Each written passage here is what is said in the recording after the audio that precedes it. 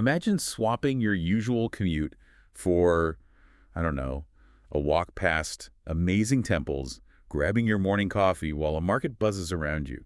That whole idea of working remotely from some exciting city, it's really catching on. And today we're doing a deep dive into one place that's become a real hotspot for this, Bangkok. Yeah, Bangkok really has emerged as a major hub for digital nomads. It's interesting to see how different factors have kind of come together there. Definitely. And to get a real handle on what it's like, we looked at this great article from moveandstay.com. Now, these guys aren't just any travel site. They've actually been helping business travelers and expats find places to work and live in Asia for, like, over 25 years. Right, that's a long time. Their experience, it gives their perspective real weight. They've seen how cities like Bangkok have changed and grown to attract remote workers. Exactly. So our mission today is pretty simple. Pull out the essential info from this experience source, give you a shortcut if you're thinking about Bangkok, or maybe just curious why it pulls so many people in. We'll touch on costs, community, infrastructure, visas, culture, the whole package. Sounds good. Okay, so let's kick things off. What is it about Bangkok? Why is it such a magnet? Well, the moveandstay.com article points to a few key things. First up, affordability.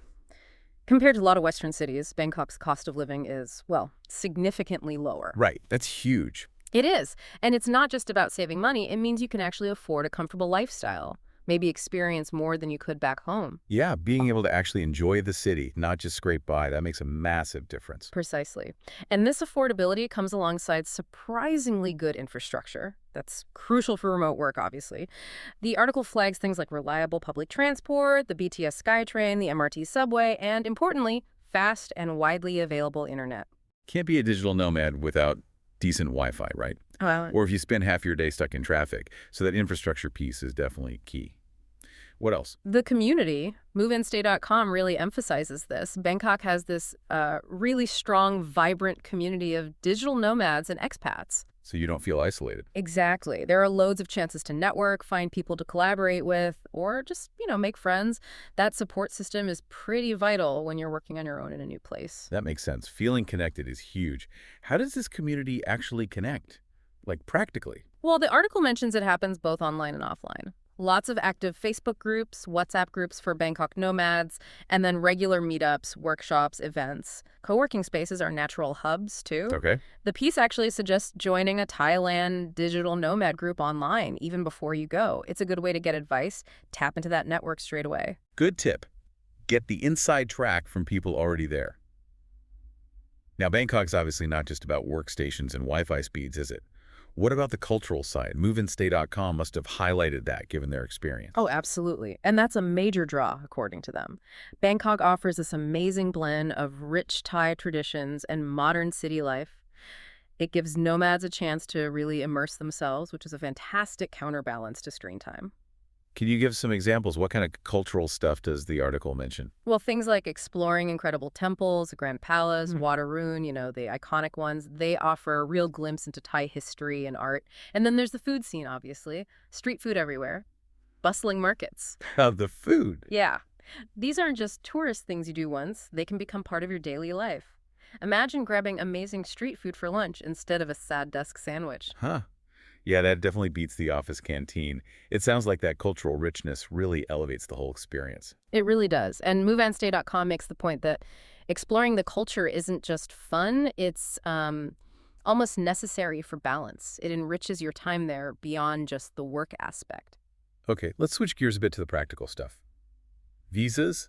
The article says it can seem complicated. What's the lowdown there? Right. Visas. It's often the first hurdle. The main thing moveandstay.com points out is that Thailand doesn't have one specific visa called Digital Nomad visa. Not in the traditional sense, anyway. Okay, so no single magic bullet. It's about finding the right fit from what's available. Exactly. The article outlines the main options people use. There's the standard tourist visa, good for short stays, maybe 30, 60 days, sometimes extendable, but it's not really for long-term working. Then the education visa, if you enroll in, say, a Thai language course or cooking classes. Interesting angle. Yeah. There's also the smart visa, aimed more at tech folks, entrepreneurs, investors. And the long-term resident or LTR visa, that one's for high earners, skilled professionals. Stricter requirements, but comes with perks. Quite a range there. But wasn't there a newer one mentioned? Something more targeted? Yes. And this is important. MoveAndStay.com highlights the absolutely, drawing on their years of helping people, they say. Research thoroughly for the specific visa you want. Start the process early, don't leave it late. Get your documents organized, properly certified if needed. Be totally honest in your application. Makes sense. And if you're unsure, get advice from an immigration lawyer or a visa specialist. Critically, always check the official Thai immigration website, or your local embassy rules can and do change. Really solid advice. Get the visa sorted. That's step one. Step two, where do you actually live? What does the article say about finding accommodation in Bangkok? Yeah, finding the right place is key. And MoveAndStay.com, knowing the rental market there, emphasizes finding something that fits your budget and your preferred lifestyle. Bangkok's got loads of different neighborhoods. Which ones does the article flag as popular for nomads? Sukhumvit comes up a lot. Super lively, convenient for transport, shops, nightlife. But it can be pricier. Okay. Then there's Ari. More trendy, a bit more relaxed, lots of cool cafes, restaurants, some green space. Feels a bit more local. And Siloam, that's the main business district, but it also has great night markets, good transport links, a real mix of old and new Bangkok. So it depends what you're after. What kind of places can you actually rent? Apartments, houses? The article mainly talks about apartments or condos for longer stays. Condos often have more amenities like pools or gyms. Short-term service apartments are common too. For tighter budgets, guest houses are an option good for meeting people. And hostels, of course, are the cheapest if you're okay with sharing. Right, and budget-wise. Yeah. What kind of figures does MoveAndStay.com suggest planning for? Roughly. They give some ballpark monthly figures. Budget places, maybe 10, 20 pounds a night for a hostel or basic guest house. A mid-range apartment, maybe 400 to 800 pounds a month. High-end condos, easily 800 pounds plus. Okay, and other costs, food, Yeah. transport. Food, they reckon 200 to 400 pounds a month, especially if you eat local street food. It's cheap and amazing. Transport, maybe 50, 100 pounds using public transport. Taxis or Grab will add up more, obviously. Entertainment, highly variable, maybe 100, 300 pounds. And internet mobile, pretty cheap, like 20, 40 pounds a month. These are just estimates, but MoveAndStay.com's experience gives a decent starting point. Super useful benchmarks. Definitely shows that lower cost of living appeal. Okay, what about workspaces for people who don't want to work from their apartment? Coworking. Yeah, the article paints a good picture there. Bangkok has a really developed co-working scene, lots of variety, different styles, different budgets. You can find corporate-feeling spaces or more relaxed, community-focused ones. MoveAndStay.com seems pretty positive about the options, likely based on their business insights. Any specific places get a mention? They name a few well-known ones. The Hive often praised for its community vibe, multiple locations, WeWork, the global standard, reliable amenities. Launchpad gets a nod for having more of a local entrepreneurial feel. And Justco, down in the Sathorn CBD area. So, decent choices. Right. What do you typically get for your money, and what are the costs like? Standard stuff, mostly. High-speed Wi-Fi, meeting rooms, printers, communal kitchens. Some fancier places might have cafes, gyms, maybe even nap rooms. Nap rooms. Yeah. Cost-wise, the article gives rough monthly ranges in Bach, hot desk, maybe 4,000 to 8,000 THB, dedicated desk, 8,000 to 15,000, private office, starting around 15,000 THB and going up. Daily and weekly passes are usually available too for flexibility. Yeah. And, as the article implies, remember to factor in commuting time and costs, plus maybe lunch expenses, depending on the co-working spot's location. Good point. So you've got your visa, your place, maybe a co-working spot. How do you get around this massive city efficiently? What does the article say about transport? MoveAndStay.com admits it can seem chaotic at first, but they say it's definitely navigable once you get the hang of it. Using public transport is key. Which bits are most useful? The BTS SkyTrain and the MRT subway are your best friends for avoiding traffic jams, especially in core areas like Sukhumvit, Siloam. Buses are super cheap, but can be slow. Google Maps helps with routes. The airport rail link is essential for getting to and from Suvarnabhumi Airport. Right. And don't forget the river taxis and ferries. Great for sightseeing along the river, visiting temples, and sometimes just a nice way to travel. What about cycling or walking? Viable. The article suggests cycling might work in quieter areas, but Bangkok traffic is intense, so it's not generally bike-friendly. Walking's fine for exploring neighborhoods, but be ready for the heat and humidity. Stay hydrated. Definitely. Any practical navigation tips from MoveAndStay.com's experience? Yeah, they strongly recommend downloading transport apps. City Mapper, Google Maps are lifesavers. Learning a few basic Thai phrases helps, especially with taxis. Try to avoid peak rush hour if you can. Good luck with that. Huh, yeah. And ride-hailing apps like Grab are super popular and often easier than flagging down a regular taxi. Okay, so mix and match seems the way to go. Moving beyond logistics, Mm. let's talk culture and food again. What does movemanstay.com stress about really diving into that? They basically say experiencing Thai food isn't optional, it's essential. It's such a core part of life there. Drawing on their local knowledge, the article lists must-tries. Pad Thai, green curry, mango sticky rice, tom yum soup, massaman curry, with little descriptions to tempt you. Okay, stop making me hungry. What about etiquette? Any key things expats should know? Yes, very important. The article highlights respecting local customs. The way that traditional greeting with the hands pressed together, return it respectfully, dress modestly at temples, cover shoulders and knees.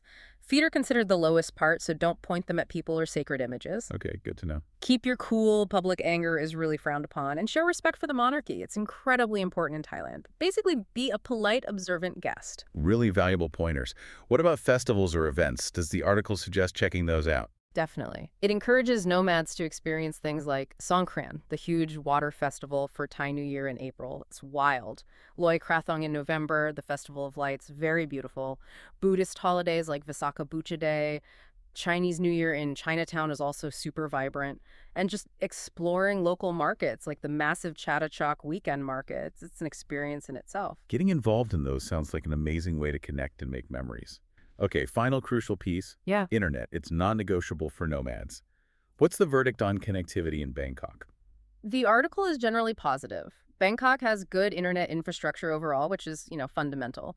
It names the main providers AIS, TrueMove H, DTAC. They offer various packages, often including short-term options nomads might need. Getting a local SIM card for mobile data when you're out and about is also highly recommended. It's generally reliable. Any specific areas better or worse for Wi-Fi, according to moveandstay.com. The popular nomad areas, Sukhumvit, Silom, Ari, usually have good Wi-Fi in cafes, co-working spaces, malls, but the article does add a note of caution. Quality can vary. So having a backup, like your phone's hotspot, is smart. Older buildings or areas less geared to tourists might be less consistent. Right. Test it before you commit. Exactly.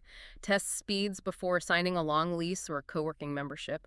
The article also suggests maybe getting a portable Wi-Fi router, using a VPN on public networks for security, and looking into eSIMs for convenience before you even arrive. All really practical, solid advice for staying plugged in. It really sounds like Bangkok ticks a lot of boxes for digital nomads. Affordability, culture, community, the necessary tech. Absolutely. And MoveAndStay.com's deep experience in Asia really shines through in the article. They paint a clear picture of why Bangkok works so well for so many remote workers. Yeah, it's clear from this overview, based on the moveandstay.com piece, that Bangkok offers a really compelling mix. It might be intense sometimes navigating such a huge city. That's part of the charm, maybe. Maybe. But the payoffs seem huge. The cost, the food, the culture, that welcoming community. And as the article suggests, that buzz is part of its unique character. Having that network of other nomads can make settling in so much easier, too. Indeed. It's a really useful, well-informed perspective from moveandstay.com built on, over 2 decades of experience in that region? So as you listening are thinking about where you might head next, consider this. Really getting under the skin of a city like Bangkok, understanding the visa details we talked about, respecting local customs, that's what turns a simple trip into something much richer, a truly sustainable remote work experience. What things, beyond just the cost savings or the Wi-Fi speed, should you really prioritize when picking your next digital nomad hub? Definitely something to think about.